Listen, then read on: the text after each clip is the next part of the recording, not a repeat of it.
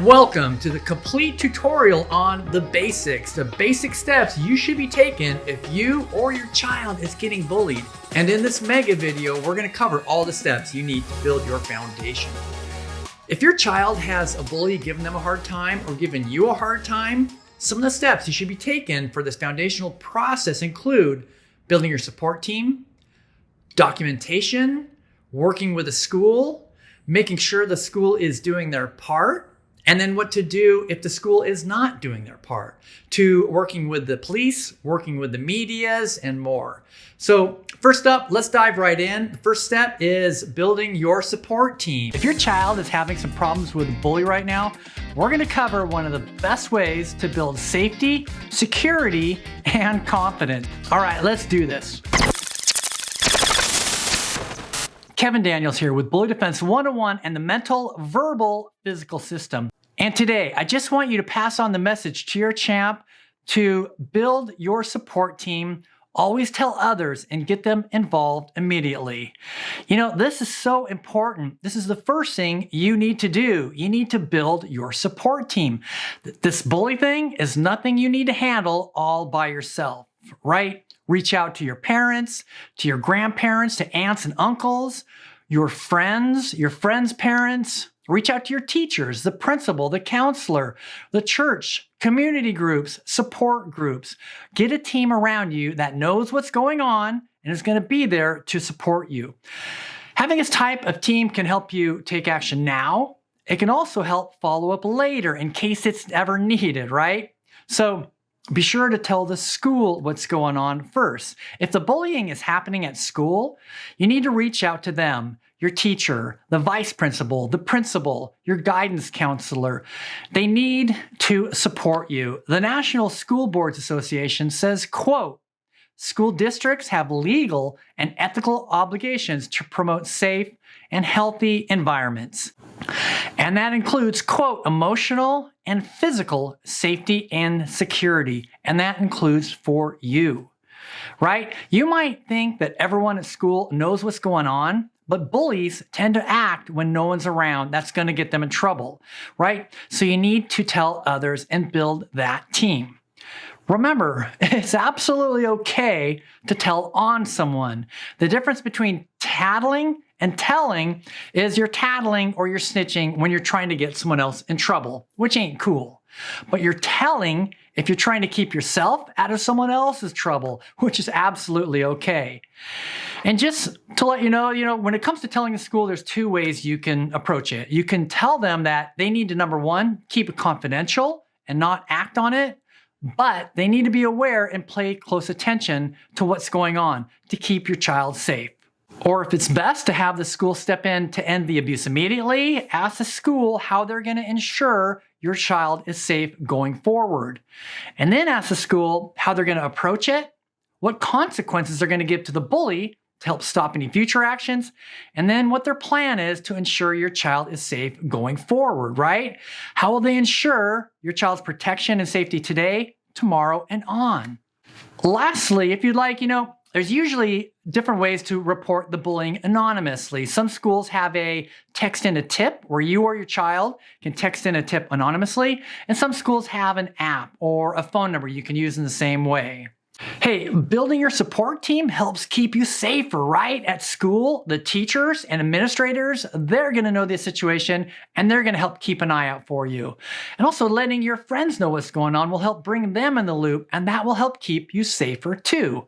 Hey, did you know when bystanders intervene, and a bystander is someone like a friend or a teacher, when bystanders intervene, bullying stops within 10 seconds. More than half the time, right? Those are good odds. And another important point to keep in mind is when it comes to the bully, there's safety in numbers. The bully's not going to attack you if you're surrounded by 5 or 10 of your best friends. So just building your support team and having them close by can literally help stop a bully problem before it even starts. And hey, did you know the tallest trees in the world don't stand alone? You ever see the redwood trees? These things grow to be 100, 200, even 300 feet tall. But the thing is, their roots don't go that deep into the earth. They only go about 5 or 10 feet into the earth. but they spread out and they connect with the other trees standing around them. They literally create their own solid foundation for the entire community. So branch out and build your foundation too. Build that support team. All right, let's use this. I have a put into practice challenge for you. Parents, guardians, get together with your champ and make a list of their support team. Get a list of who they're going to go to if they need. That way, they'll know who to reach out to immediately if they need help. And also, you'll know who is in the loop, right? You'll also get to know who's important in your champ's world. When they start listing who's important to them, right? Who's their best friends? Who do they look up to? Who do they trust? You'll be able to get some insights into your champ's life that sometimes you don't normally get to see.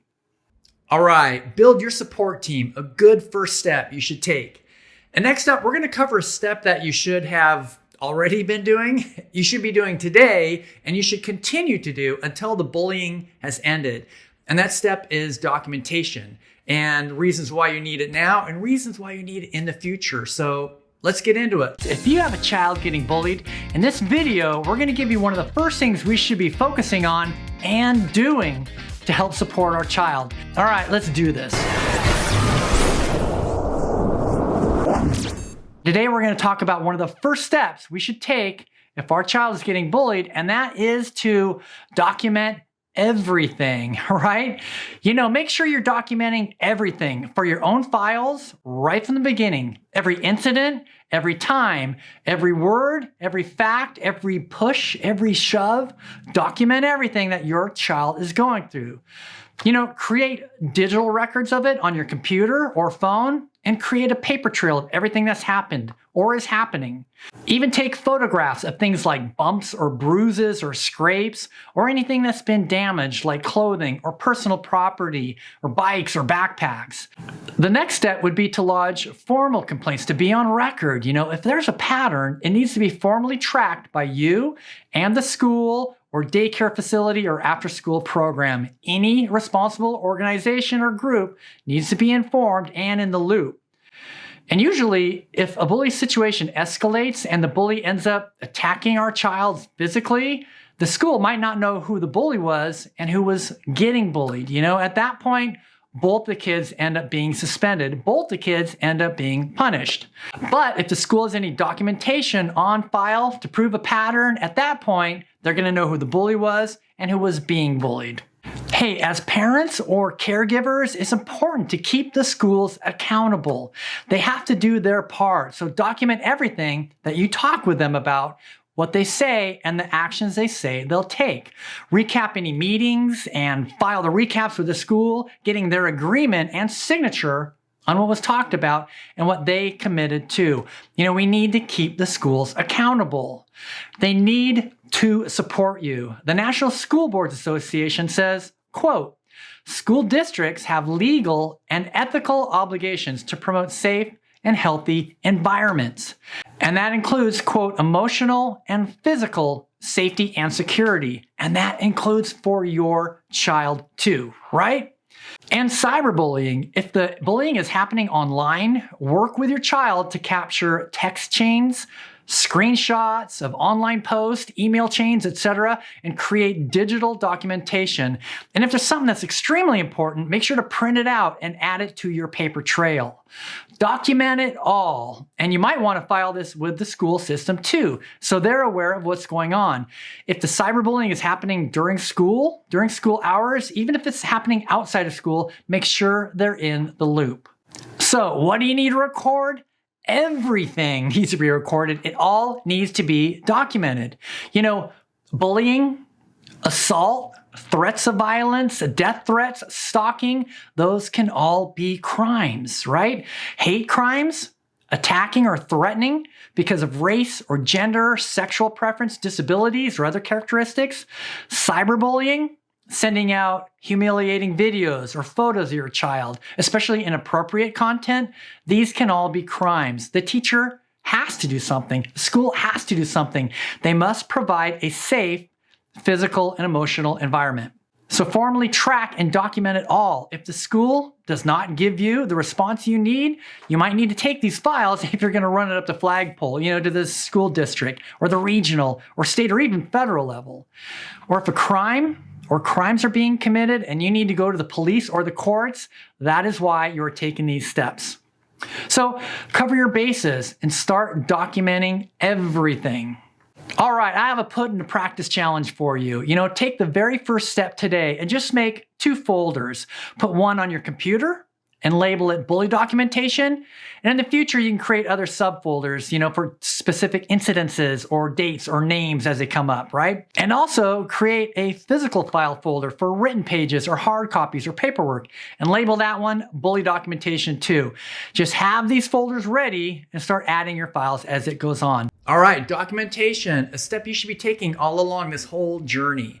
And next up, we're going to talk about working with a school and researching their processes, their capabilities, and their competency. And there's a disturbing statistic that we're going to go over that's going to probably shock you, and it shocks me, but it helps point the fact that we need to really start working with the schools and researching how competent our schools are. So let's get right into it. Kids get bullied at school every day, and often the school is not there to help out. And there's a very disturbing statistic I'd like you to know and know what to do about it.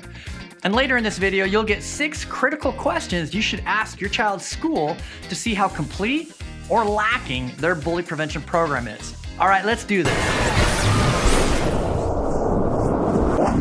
In this video series, we've been going over some of the basics and the important steps you need to take. And one of those steps is to work with the school to help keep your child safe.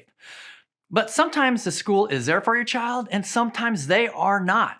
Bullyingstatistics.org reports, quote, in about 85% of bullying cases, no intervention or effort is made by a teacher or administration member of the school to stop the bullying from taking place. Now, I don't think that's because there was a teacher standing there and letting the bullying happen. I'm assuming that statistic is because usually bullies only act up when there's no one around that's going to get them in trouble. But either way, we need to keep an eye out for our children and make sure they are getting the attention and the assistance and the support they need. And before I go any further and ruffle anyone's feathers, I want to say that I believe most schools and most teachers are working very hard to protect our children from bullying. There's some amazing teachers and schools and staff out there that's building up our future champions. But you also got to be aware there are some horror stories out there too about other schools that totally drop the ball. And that's why we need to cover our bases. In our last video, we talked about documentation and what you need to report, and I'll link to it in the description below. Once you have that documentation, you need to tell the school what's going on. If the bullying is happening at school, you need to reach out to them, your teacher, the vice principal, the principal, your guidance counselor. That's what they are there for, and they're there to help. And they need to support you. The National School Boards Association says, quote, school districts have legal and ethical obligations to promote safe and healthy environments. And that includes, quote, emotional and physical safety and security. And that includes for you and your child. The NSBA website also lists anti-bullying statutes that include conduct like bullying, cyberbullying, harassment, intimidation, threats and violence. These are the things you need to build your team for. So let the school know what's going on, bring them into the loop, and see how they can help. Make an appointment and sit down with the school. Or if you want, there's usually ways you or your child can report bullying anonymously. Some schools have a text and a tip number where you can send texts anonymously, and some schools have an app or a phone number you can use in the same way. And as a parent or a caregiver, one of the most important steps you need to do is research your school's bullying policy. Find out how they handle bullying, what the consequences are, and how they handle conflicts. And as I mentioned, sometimes the schools do drop the ball. And if you want to figure out exactly where your school is coming from and how complete or lacking their policies are, I have some targeted questions you can ask to help. When you talk to the school, ask them, does the school have a process in place to prevent all forms of bullying, including emotional and physical harm or attacks? Do they have an effective system to review and deal with acts of bullying? Do they have a procedure in place to supervise students who have already committed acts of bullying or hostility? Do they have a process to monitor and investigate acts of cyberbullying, whether during school hours or after? If a crime has been committed, or if the act included gang activity, how will the school proceed and work with the police or courts? And finally, has the school implemented a suicide prevention and intervention program? And does the staff have the training necessary to recognize the warning signs, address these issues, and notify the required people or organizations?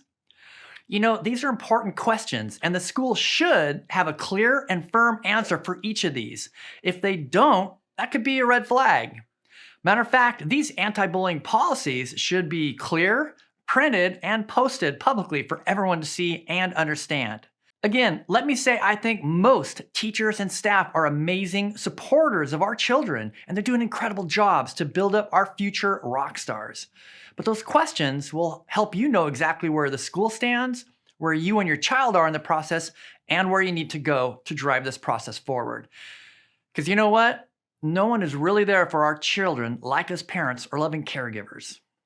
All right, next up, we're going to cover what to do if you're not getting the help from the school that you need. We're going to cover how to run up the flagpole if you don't get the help, the assistance, and the safety that you need for your child. So let's get right into it. If your child is getting bullied at school, you need to make sure the school is doing their job. And if they aren't, I'm going to give you a few ways you can hold the school accountable.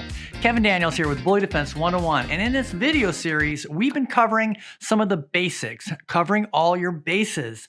And to recap the steps so far in this series, and I'll link to the videos in the description down below. First, you build your child's support team and get everyone on board who can help out. And then you document everything going on, every fact, every word, every push, every shove. Next, you research your school's anti-bullying policies and procedures and determine how complete or lacking they are. Then formally report what's going on with your child to the school. And in this video, it's all about holding the schools accountable to make sure you and your child are getting the level of support you deserve. As I've mentioned before, I believe most schools are doing an amazing job keeping our children safe from bullies. But there are other schools where horror stories are coming out of. And when it comes to our children, bottom line, we are the bottom line, and we need to make sure they stay safe. And if you report a problem to the school and you're not getting the help you need to take the situation and run it up the flagpole. And don't stop until you are sure your child is getting the support and safety they need. If your child is getting bullied and the teacher doesn't do anything about it, take it to the vice principal, then the principal. If the principal doesn't do anything about it, take it to the school board, then the superintendent, and then the county school board, even the state Department of Education. When you run up the flagpole, you will get the help you need. You know, you make enough of a ruckus and you will get noticed and assistance. If you even need to, you can go to the federal level and contact the U.S. Department of Education, Office for Civil Rights. In most states, there's a formal process for this. For example, in California, if you have a bully situation and feel the school is not doing their part, you'd file a uniform complaint report with the school. The school has to respond to you within 60 days of writing. And if they don't respond to you, or if you're not happy with the response, you can file an appeal with the State Department of Education, and you can start to put pressure on the school from above at the state level. And I can't tell you how important the documentation process is, and we have a video in the description on that part too, if you'd like. If the school does not know about the bullying and there ends up being a fight, they're not going to know who the bully was and who was being bullied. And at that point, both the kids will be at fault and both kids will get punished. Both kids will get suspended. But if you have a track record of your son or daughter being bullied on file with the school, they'll know right away who was the bully and who was being bullied. Plus, if needed, you can usually dispute a suspension with the school, and any documentation you have on file will help your case. And if the bullying is happening at a daycare or after-school program that you're paying for and you're not getting the response from them, tell them you're going to take your child out of there immediately and you'll be demanding an immediate cash refund.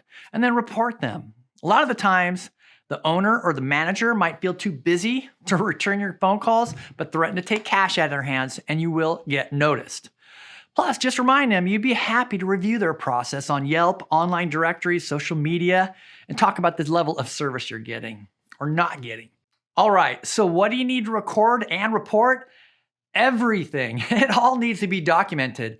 Bullying, assault or battery, threats of violence, death threats, stalking. Those can all be crimes. Hate crimes, attacking or threatening because of race or gender, sexual preference, disabilities, or other characteristics.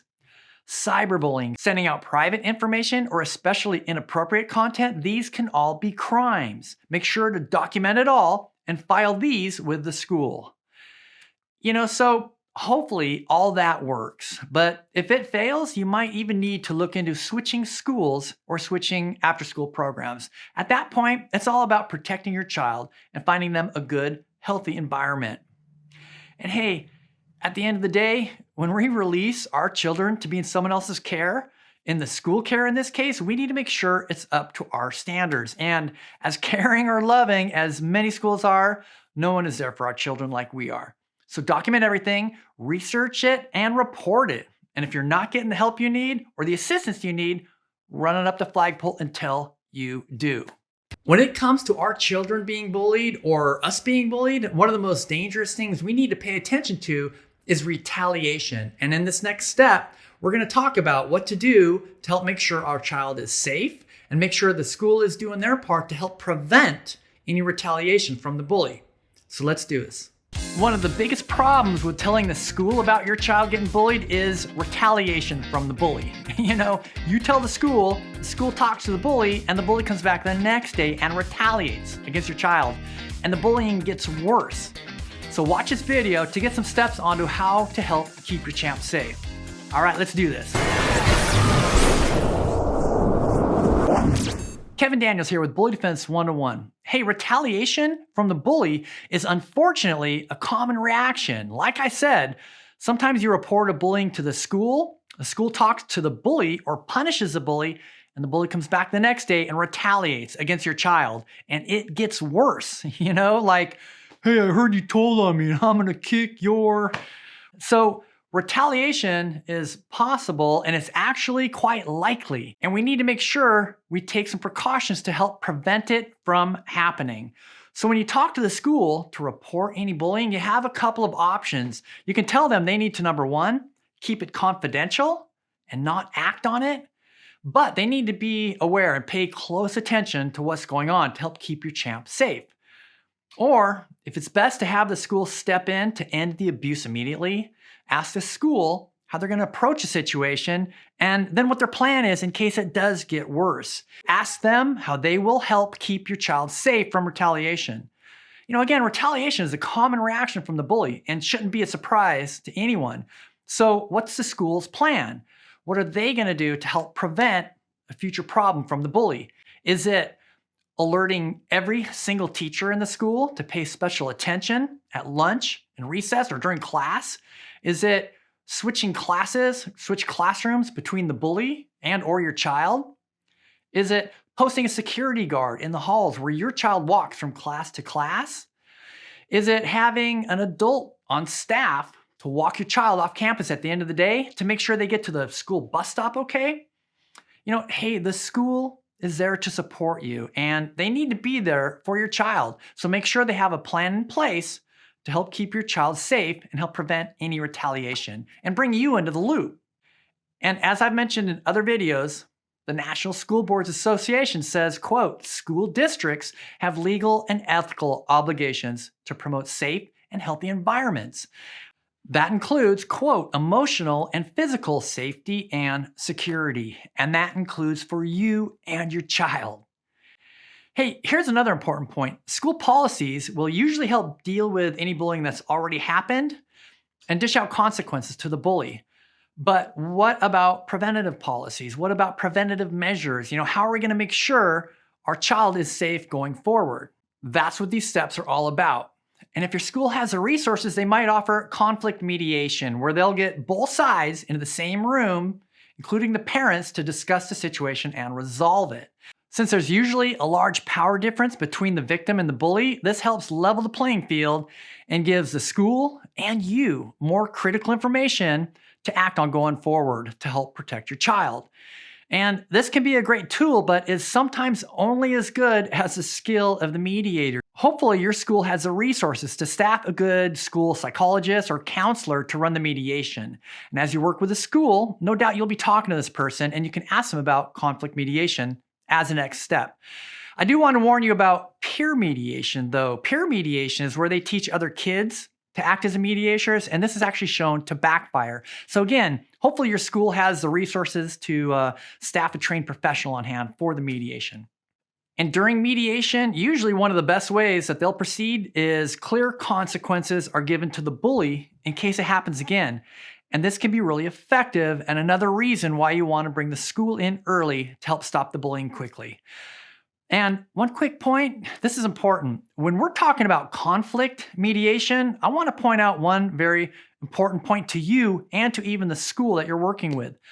Bullying is not a conflict. It is a one-sided attack of psychological and or physical victimization or violence. It's not a conflict between two people. And the school needs to label it what it is and work to stop the attacks immediately. And let me give you one other question to ask, and it's to ask our children. Number 3, ask your champ what they would like you to do.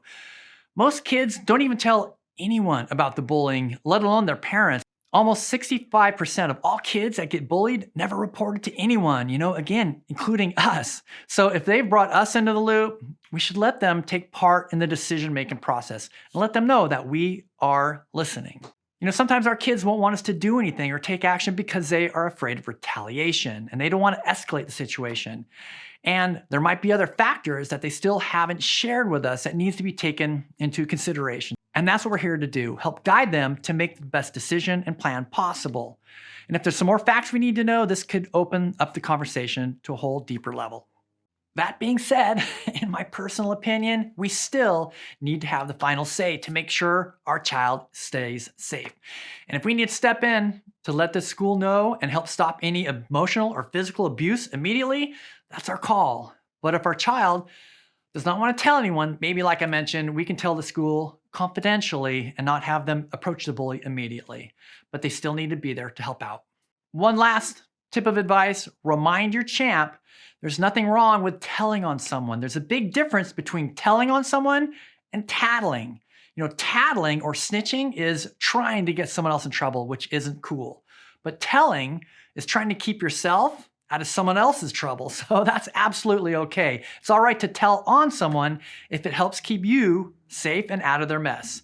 So up until this point, if we haven't got the results that we need to help keep our child safe or keep ourselves safe, the next step is one of the big ones. It's a biggie, and we're going to go into it right now. It's working with the police and or the courts to help stop the bully in his tracks. Because a lot of the times, some of the things that the bullies do can be crimes. If your child is getting bullied and you need to step in to end the abuse immediately, one of the most powerful moves you can make is to call the police and even go to the courts. And in this video series, we've been going over progressively stronger steps as we run it up the line. And this is one of the biggies. All right, let's do this. Kevin Daniels here with Bully Defense 101. In this video series, we've been covering some of the basics, covering your bases to help make sure your child is safe. And to recap the steps so far in this series, and I'll link to those videos in the description down below, first you build your child's support team and get everyone on board who can help out. And you document everything going on, every fact, every word, every push, every shove. Next, you research your school's anti-bullying policies and procedures and determine how complete or lacking they are. Then formally report what's going on with your child to the school. And after that, you need to hold the school accountable to make sure you and your child are getting the level of support you deserve. You also need to work with the school to help prevent retaliation, which unfortunately can be a common reaction. And finally, in this video, we're going to cover taking it to the next step and working with the police and the courts. In an earlier video on holding the school accountable, we talked about how some schools are doing an amazing job at keeping our children safe. But unfortunately, there are some schools that are completely dropping the ball. And in that video, we covered how to run it up the flagpole to get the help you need. And if your child is getting bullied and the teacher doesn't do anything about it, take it to the vice principal. then the principal. If the principal doesn't do anything about it, take it to the school board, then the superintendent, and then the county school board, even the state Department of Education. When you run out of the flagpole, you will get the help you need. And if you need to, you can even go to the federal level and contact the U.S. Department of Education, Office for Civil Rights. And lastly, if the school system doesn't fix a problem, the police can do something. These can be crimes that we're talking about. Bullying, assault or battery, threats of violence, death threats, stalking. Those can all be crimes. Hate crimes, attacking or threatening because of race or gender, sexual preference, disabilities or other characteristics. Cyberbullying, sending out humiliating videos or photos of your child on social media, sending out private information or especially inappropriate content. These can all be crimes. If you need to, you can bring in the police. You call the cops and have them come out and file a report with them. This is another reason why one of the basic steps we covered is you need to document everything right from the start. So if it comes to this, you can show a history of the bullying and give evidence to the police. Then the police will file an incident report. And if you want them to, you can ask them to approach the bully's parents. A knock on the door from the police is going to be a wake-up call to the bully and their parents. At this point, if you want to, you can even press charges and prosecute, where that'll launch an investigation, and later you can bring the bully to court. But please be sure, calling the police and filing for criminal prosecution is a big step and should only be used if it's absolutely needed. It's not for minor bullying. It's a big commitment. I spoke with a local detective and I asked him, hey, what do you do if your child's getting bullied? He mentioned calling the police and filing an incident report. But if you want to press charges, he said that the investigation could take time and even take 6 months or a year or longer to bring the bully to court. He warned it's a stressful process for everybody and can even cost quite a bit of money if you hire an attorney. So again, this is a big commitment and not for minor issues. You can even file a restraining order where the courts will take over and let the bully and his or her parents know that no more harassment will be tolerated or there will be severe consequences. Again, for this, you're going to need documentation to prove a pattern of any mental, physical, or emotional abuse or suffering. And in the next video, we'll cover how to teach your champ the right way to use the 911 emergency number, how to use it, and when to use it. Because they should use it if it's an emergency. And bullying can be an emergency.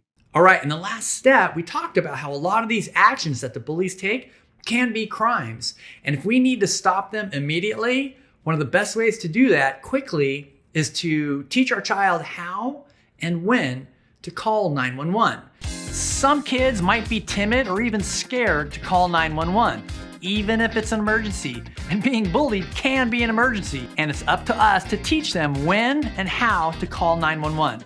Plus, at the end of this video, you'll get one put it into practice exercise you can do with your champ to help build confidence under pressure. All right, let's do this. It's important to make sure your champ is not scared to call 911 if they're afraid the bully's going to hurt them physically, or if they're afraid for their safety.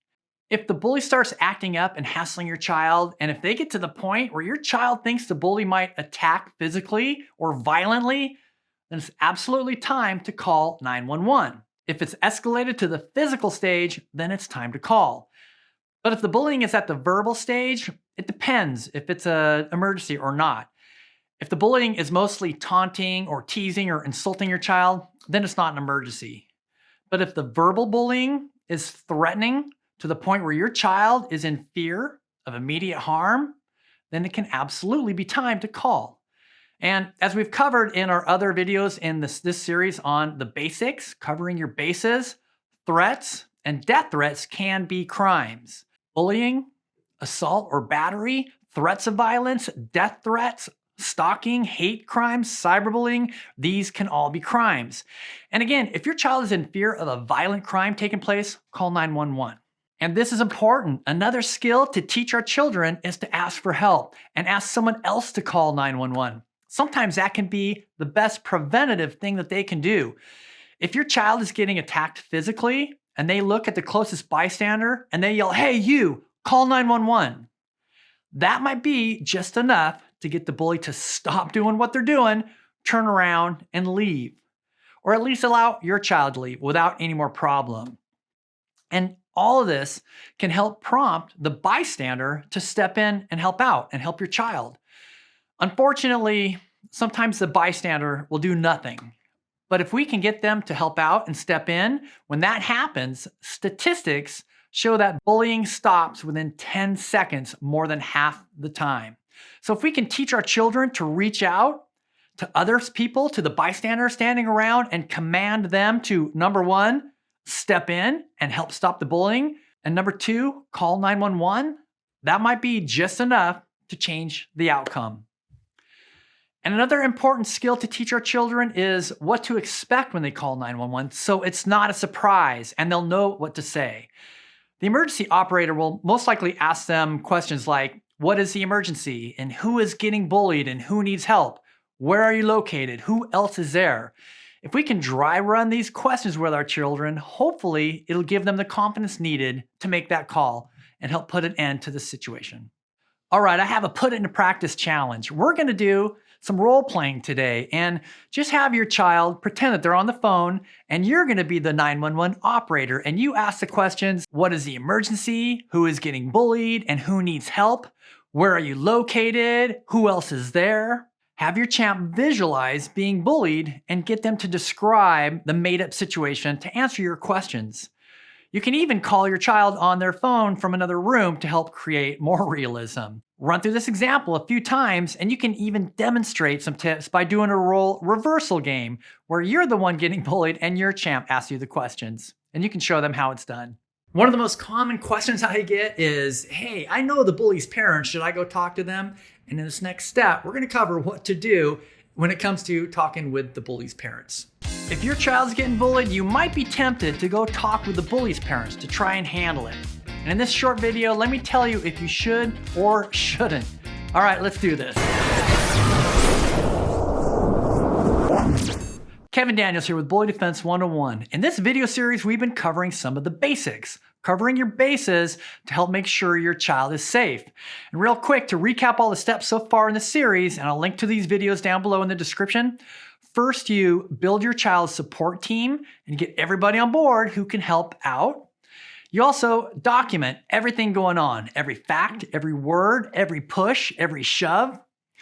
Next, you research your school's anti-bullying policies and procedures and determine how complete or lacking they are. Then you formally report what's going on with your child to the school. And after that, if you need to, you might need to hold the school accountable to make sure your child is getting the level of support you deserve. And you also need to work with the school to help prevent retaliation, which unfortunately can be a common reaction. We also covered working with the police and the courts if it's ever needed. And in the last video, we talked about teaching your child how and when to call 911 if it's an emergency. And finally, in this video, we're going to cover the question, should I talk to the bully's parents? Because it's a common question. So should you approach their parents? The answer is easy, no. Because first of all, almost every time, their parents will stick up for their kid and defend their kid. So let someone else do that step for you. If it's needed, let the school and the administrators approach the bully's parents, or let the police or the courts, someone else can handle it, okay? And also, it can be a bad idea to approach the bully's parents because usually the apple doesn't fall that far from the tree. And growing up a bully is sometimes a learned behavior. So again, it's not a good idea. It's an emotional battle on both sides, and you're not going to win on logic and facts and the truth. So even if you're close friends with the bully's parents, you might feel comfortable approaching with them, and I'll leave that up to you. But again, most parents will stick up for their kid and not stay very objective and open to hearing your child's side. Hey, there's lots of steps you can take to help end any kind of bully situation, from awareness, avoidance, evasion, to building confidence, learning cyberbullying strategies, learning verbal bully defense techniques, and even learning self-defense. And if you'd like, there's lots of other videos on this channel, and you can watch those.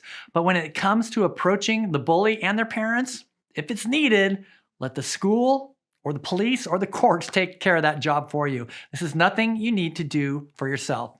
So to this point, in these steps and these processes for the basics, making sure all our bases are covered, we've pulled out some pretty heavy hitters to this point. But there's still a couple more that if you need to, you can use. And these are for significant bullying. These are not to be pulled out for minor bullying and should be only used if it's really needed to help stop the abuse immediately. But this step includes using the medias, using social media and the news media. So let's get into it.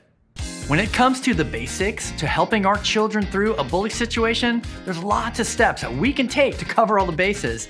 And in this video series on the basics, covering all the bases, we've been going over progressively stronger steps as we run it up the flagpole to get the response and support that we deserve and our child deserves. And in this video, we're gonna cover using the medias, social media, and even the news media. Starting with social media, if you report a problem with a bully and you aren't getting the response you need or the support you need from the school district, the daycare facility, or whatever, or if you aren't getting the results you need, you can always use the power of social media to, number one, help shed light on your situation. Number two, ask for support from the community to bring about change for the better. Since bullies only tend to act when no one's around that's going to get them in trouble, sometimes a bullying problem or culture or environment may be happening just below the surface and not top of mind in your area. And reaching out through social media can help spread awareness about the situation, or maybe even more insidious, an environment of bullying and abuse might even be being covered up by some facilities or organizations or even schools or districts. And if you've seen any of my other videos, you know I have the utmost respect for teachers and schools and staff, and I believe most are working very hard to build our future rock stars and protect them and keep them safe. But there are other schools where horror stories are coming out of. And if needed, sharing through social channels, you can help expose some bad situations and start to build a coalition of support behind you and your child. And bring more voices into the movement to create a safer community for everyone to enjoy and feel safer in. You know, of course, social platforms are not for attacking or complaining. You know, that's like trying to fight negativity with more negativity. But social media is amazing for reaching out and asking for help from others, bringing awareness to your story and creating some positive change, creating a movement that can make a difference. And if it's needed, you can also use the news media to help shed light on any challenges you might be facing with any bullying or getting the support that you deserve. There's a school district not too far from where I live where one child's bullying culminated in absolute total tragedy. And at that point, the news media was brought in and this family's story became center stage. It ended up exposing what appears to be a lack of response and outright negligence by the school and district. And at this point, I believe 6 separate lawsuits have been filed against the school for not doing their part to end rampant bullying and protect the victims. You know, but again, unfortunately, it was too late for this one child, and that's the absolute worst sort of tragedy. But you got to keep in mind, like we talked about in our video on using the police or the courts if a bully is committing a crime, using the news media is another big step and shouldn't be used for any minor bullying. But if it's time to bring in the heavy hitters to stop your child from being assaulted or abused, or if you need to call out a school or daycare facility for not doing their part, this step will get you noticed and can hopefully bring some positive and lasting change. I have one more best practice step that we should be taking to make sure our child is taking too at school, and that is to surround themselves with safety and surround themselves with numbers because there's safety in numbers. So let's get into this last step and see what it's all about, surrounding ourselves with safety. We've been going over some of the basics in this video series, and one of the most important ones to use, and please make sure your child knows this, is there's safety in numbers. Surround yourself with your team, surround yourself with your support group to help keep you safe.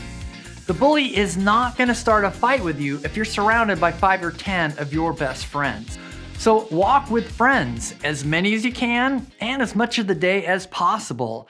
Plan out your day and even coordinate times with your friends when you have to walk from class to class or eating lunch at lunchtime to help create safety. There's this one kid I worked with, and he created groups of friends that he called squads to stay surrounded by. He had one squad he rode his bike to school with, another squad they walked around school most of the day and ate lunch together, and he had another group that got together during recess to play sports and games and stuff like that. So keep yourself surrounded with your backup team, and you create a virtual shield around you to help keep the bully away. The point is, a lone wolf might be an easy target for a bear, but there's nothing more dangerous than a wolf pack, and at that point, the bear does not stand a chance. So create your own wolf pack and surround yourself with safety. And if you don't have a lot of friends, or if you don't have that option available, just walk with large groups of people as much as you can. Walking from class to class, surround yourself in the largest groups of people you can and help create a safety cushion. Better yet, aim to walk close to a teacher or the principal or a security guard or any other adults that can help you out. Because the bully usually only acts up when there's no one around that's going to get them in trouble. But if you're standing or walking next to the principal, the bully is probably not going to hassle you. Lastly, we have a video on how to build your wolf pack, and I'll link to it here. And that's to join a sports team to help grow your friends and your friendship circles. And in that video, I give you one of the best pieces of advice you could get. Join the wrestling team at school. Number one, it'll do wonders for your self-defense skills. But number two, if you're hanging out with the wrestling team at school, do you think the bully would be dumb enough to start hassling you? Hey, thank you for watching this video. I also want to say thank you for being you. The fact that you're watching this video and doing research and trying to find ideas and tips and techniques how to keep your child safe, you are the kind of parent or loving caregiver who's going to make a difference in your child's life. So thank you for being you. Thank you for all you're doing. And if you like this video, hit the like button down below, and please feel free to share this video with someone else that you think it might be able to help. Maybe some other parent or some person that's having a problem with a bully. So again, thank you for you. Go make it a great day.